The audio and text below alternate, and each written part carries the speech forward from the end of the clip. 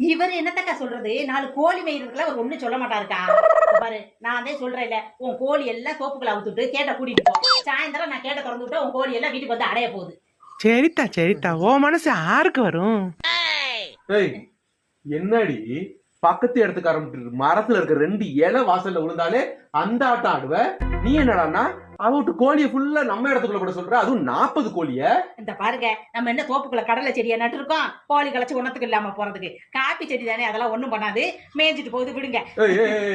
இந்த உட்காரு. உன் தில்லாலங்கடி வேலை சுசீலாக்கு தெரியாம இருக்கலாம், எனக்கு தெரியும். உட்காரு, என்ன விஷயம்னு சொல்லிட்டு கிளம்பு. இந்த பாரியா, அவ முந்தா நேத்து அவ மாமியா கிட்ட பேசிக்கிட்டு இருந்ததை கேட்டேன். அவ வீட்டு கோழி மேய போற இடமெல்லாம் முட்டையை போட்டுட்டு வந்துருதான். அதுவே அவருக்கு 40 கோழி இருக்கு.